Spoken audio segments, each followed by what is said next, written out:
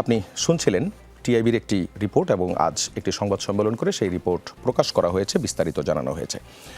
আমি যদি সেই পিন পয়েন্টটা আপনাকে বলি, 2024 সালের আগস্ট থেকে 2025 সালের ডিসেম্বর পর্যন্ত এই 17 মাসে সারা দেশে মোট 600টি রাজনৈতিক সহিংসতার ঘটনা রেকর্ড করা হয়েছে, যাতে 158 জন রাজনৈতিক কর্মী নিহত এবং 7,082 জন আহত হয়েছেন। 550টিতে বিএনপি নেতাকর্মীদের সম্পৃক্ততা পাওয়া গেছে, 142টিতে আওয়ামী লীগ সদস্যরা জড়িত ছিল।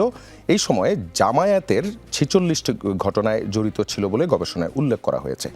টিআইবির সেই প্রতিবেদনটি বললাম, সংঘাত সহিংসতায় এগিয়ে বিএনপি নেতাকর্মীরা। এর কারণ কি? নির্বাচন সামনে রেখে এসব বন্ধ করা গেল না কেন? অনেক ধন্যবাদ। আই থিংক আমাকে শোনা যাচ্ছে? জি, শুনতে পাচ্ছি। আমি আসলে আছি নাটোরে এখন, আমার নির্বাচনী এলাকা। টিআইবি রিপোর্ট আসলে আমার দেখার সুযোগ হয়নি। আপনি যতটুকু জিস্টটুকু বললেন, রিপোর্ট আসতেই পারে বিভিন্ন ধরনের মতামত। সহিংসতার বিষয়টা যেটা হচ্ছে, যদি তথ্য উপাত্ত সত্য থাকে এবং এই ধরনের সহিংসতা যদি ঘটে থাকে, সেখানে বিএনপির স্টেক কতটুকু আছে বা এখানে তাদের কতটুকু পার্টিসিপেশন আছে, সে বিষয়ে যদি বিএনপির নেতাকর্মীর আসলেও কোনো সম্পৃক্ততা থেকে থাকে, প্রমাণ থেকে থাকে, তাহলে অবশ্যই বিএনপি সেই হিসেবে দলীয় যে সাংগঠনিক যে সিদ্ধান্ত বা ব্যবস্থা, সেটা তো বিএনপি কখনো গ্রহণ করতে পিছপা হয়নি।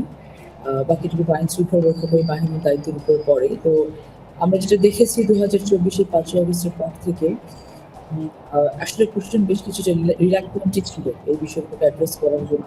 বিভিন্ন সময়ে বিভিন্ন মহিলাদেরকে নক করেছে বিভিন্ন জায়গা থেকে, তখন আমরা দেখেছি যে অনেকটা রিল্যাক্টেন্সি নিয়ে তারা মুভ করেছে।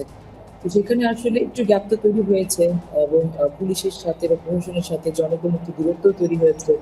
জনগণ আস্থার জায়গাটাও রাখতে পারেনি সেই সময়টাতে। সেই কারণে হয়তো কিছু সংস্কার ঘটনা ঘটেছে। তবে রিপোর্টের সম্পর্কে আসলে আমি এক্স্যাক্টলি তেমন কোনো কিছু বলতে পারবো না। সত্য মিথ্যা তো এটা আসলে রিপোর্টের বিষয় যা ভাবে এসেছে।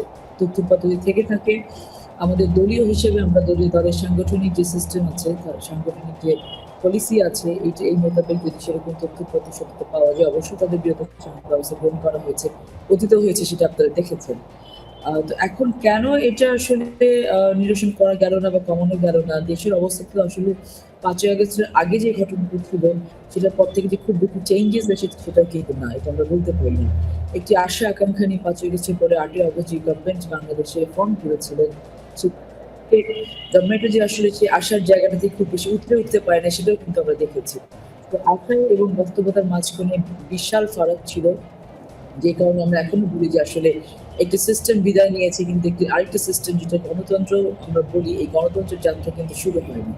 সো এই অ্যানোমালিগুলো থাকবেই স্বাভাবিক। একটা জিনিস, এই যে ঘটনাগুলো তো আছেই, এছাড়াও জামায়াতে ইসলামী এই ঘটনাগুলোর সঙ্গে বিএনপির যে জড়িত থাকা এবং চাঁদাবাজি অথবা সংঘাত সহিংসতায় জড়ানো, এইসব বিষয় নিয়ে কিন্তু বহুদিন ধরে মাঠ পর্যায়ে তারাও কিন্তু এই অভিযোগগুলোর কথা বলছে এবং ভোটারদের কাছেও কিন্তু তারা বিষয়গুলো মনে করিয়ে দেওয়ার চেষ্টা করছে।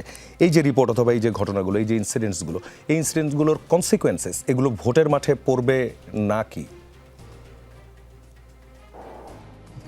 প্রথম কথা হচ্ছে যে জামায়াতে ইসলামী তাদের রাজনীতি থেকে তাদের আকাশে বাতাসে রাজনীতিটা অনেক বেশি থাকে।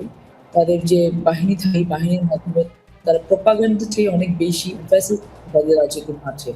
তো তারা ওটাকে বেসিক ধরে মানুষের সেন্টিমেন্টের বাইরে গিয়ে মানুষই চাইছে, মানুষের জন্য তারা কি করতে চাচ্ছে, এই কোনো কিছু কিন্তু মানুষের সামনে এখন পর্যন্ত রেখেছে বলে আমরা দেখিনি। জনগণের জন্য তারা কি করতে চায়, তারা এই ধরনের এক একটি রেটরিক তৈরি করবেন, এক একটি প্রপাগান্ডা তৈরি করবেন, সেটাকে ডিসামিনেট করে তারা রাজনীতির মাঠে বা ভোটের মাঠে একটা বেনিফিট নেওয়ার চেষ্টা করবেন। এটা হলো রাজনৈতিক স্ট্যান্স। মাঠ তো ইটস এ ডিফারেন্ট থিং। একটি 17-18 বছর পরে একটি নির্বাচনের আবহ এখন বাংলাদেশে আছে এবং জনগণ বিপুল উৎসাহে ভোট দেওয়ার প্রস্তুতি গ্রহণ করেছে।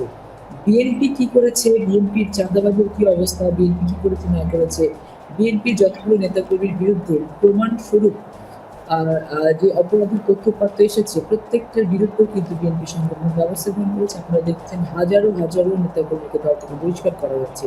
এতে দলের সাংগঠনিক যে ব্যবস্থা, এটার বাইরে করে কিছু নেওয়া সম্ভব না। পরবর্তীতে বাকিটুকু কাজ হচ্ছে আইন শৃঙ্খলা রক্ষাকারী বাহিনীর উপরে। ভোটের মাঠে সারা বাংলাদেশের তো পিন পয়েন্ট আমি উত্তর আপনাকে দিতে পারবো না, কারণ যেহেতু আমি আমার নির্বাচন এলাকা নিয়ে প্রচন্ড ব্যস্ত আছি। আমার নির্বাচনী মাঠে এই ধরনের কোনো ধরনের প্রপাগান্ডাতে মানুষের কোনো ধরনের ইন্টারেস্ট নেই।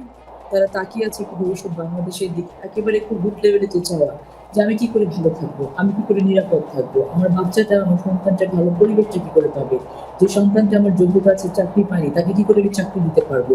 এই বিষয়গুলো হচ্ছে মানুষের মোর কনসার্ন এবং স্ট্রাকচারাল ডেভেলপমেন্ট যেটা সিটিগুলোতে দেখানোর চেষ্টা করা হচ্ছে বিগত সময়গুলোতে। গ্রামে কিন্তু রাস্তাঘাটে বেহাল দশা, বিশেষ করে আমার যে অঞ্চল, আমার নাচুরাল লালপুর বাগাতি করা, এখানে কোনো রাস্তা 17 বছরে তৈরি হয়নি, মেরামত হয়নি, সংস্কার হয়নি, স্কুল কলেজগুলোর বেহাল দশা, হাসপাতালগুলোকে উন্নত করা হয় না, জেলার সাথে হাসপাতালগুলোকে কানেক্টিভিটি নেই, কমিউনিটি ক্লিনিকের কোনো ব্যবস্থা নেই, মানুষের জীবন মানে এত নিচে থেকে নেমে গেছে।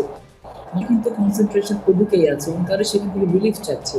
তারা চাচ্ছে যে গণতান্ত্রিক পরিবেশ হিন্দু মুসলমান সকলে মিলে যেন বাংলাদেশি হিসেবে পরিচিত কিন্তু বাংলাদেশে থাকতে চাই। তো যে প্রপাগান্ডাগুলো চালানোর চেষ্টা তারা করছে, আমি মনে করি যে এই নেগেটিভিটি থেকে বের হয়ে আসতে হবে। পজিটিভ থিং যে আমরা দেশকে কি দিতে চাই এরকম কোনো কিছু নেই। তারা একটি টিকিট বিক্রি করছে যেটা খুবই হাস্যকর এবং আমি গ্রামাঞ্চলের মানুষের কথা দেখেছি, শহরের মানুষ অবশ্যই এটাকে একেবারে এটা নিচ্ছিল এবং গ্রামের মানুষও হাসাহাসি করছে যে জিজ্ঞেস করে আমি যখন যাই যে এরকম কেউ এসেছিল কিনা, বলে হ্যাঁ তারা আসে, আমরা জিজ্ঞেস করি যে আমরা রোজা করবো না, জাকাত দিব না, হজ করবো না, আমরা খালি ভোট দেবো, তাহলেই কি আমরা জান্নাত পেয়ে যাবো। এই যে টিকিট বিক্রি জিনিস সেটা কিন্তু টোটালটা তাদের জন্য ডুবারের হচ্ছে। এবং লাস্ট 2 days বিফোর আমরা দেখেছি যে জামাতের আমিরের যেটা টুইট এক্স অ্যাকাউন্ট থেকে যেটা এসেছে, পরবর্তী তারা এটাকে ডিনাই করেছে যেটা হ্যাক হয়েছে, which is definitely not true। এই বিষয়গুলো নিয়ে কিন্তু তারা এমন একটি পর্যায়ে এখন আছে, তাদের রিয়েল যে চরিত্রটা আর কি রিভিল হয়ে যাচ্ছে গ্রামের মানুষের কাছে, দেশের মানুষের কাছে। এবং তারা যেটাকে নেগেটিভ করতে চায়, তাদের নারী নেত্রী যারা আছেন তারা কিন্তু গতকাল কিন্তু সাংবাদিক সম্মেলনের প্রোগ্রামে তারা বলেছেন যে তারা কিন্তু ওই টুইটটাকে তারা কিন্তু সাপোর্ট করে করেবোর্ট করেই কিন্তু স্টেটমেন্টস দিয়েছেন। তারা বলেছেন তারা নেতৃত্ব চান না, তারা শুধু ক্ষমতায়ন চান, এই নেতৃত্বের কথা তারা বলেছেন।